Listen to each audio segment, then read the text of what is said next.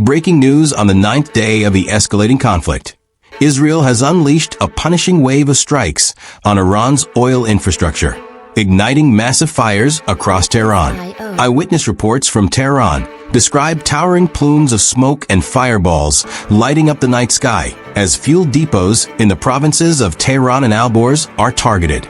The Israeli military confirms attacks on several fuel storage complexes, stating they're used by Iran's armed forces, marking the first strikes on energy infrastructure in this war. In Tehran, a CNN team reports blackened rain falling over the city, saturated with oil from the burning depots, as residents wake to an apocalyptic scene. Iranian state media acknowledges hits on multiple oil storage tanks, with officials urging citizens to manage fuel consumption amid the crisis. Fires rage at Iran's largest refinery, with reports of at least 4 deaths and concerns over environmental fallout from the strikes. As the war enters its 9th day, the U.S. and Israel continue large-scale operations, widening the conflict to include Gulf states under Iranian retaliation. Bahrain reports an Iranian drone strike on a water desalination plant, causing material damage and heightening regional tensions. In Kuwait, 2 are killed as a government building and fuel depot are struck, while Saudi Arabia intercepts multiple Iranian missiles and drones.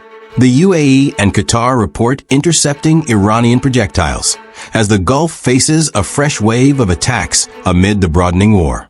Iran retaliates with missile strikes on Israel's Haifa refinery, escalating the tit-for-tat assaults on energy targets.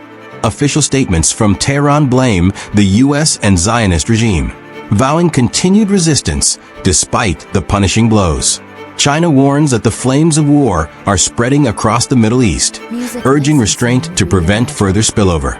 Ahead of the Xi-Trump meeting, Beijing calls on the U.S. to manage differences and foster a conducive environment for talks. On day 9, casualties rise in Iran with large-scale strikes continuing, including on oil depots for the first time. The conflict widens to Lebanon, with Israeli strikes killing more as Hezbollah joins the fray. Environmental concerns mount as oil spills and blackened rain threaten Tehran's residents and beyond. Netanyahu vows many surprises in the next phase, as strikes shake Tehran's east and south. Iranian President Pezeshkian apologizes for Gulf attacks, but hardliners insist on no change in strategy. What we know so far, the war shows no signs of abating, with global powers watching closely as the Middle East teeters on the brink.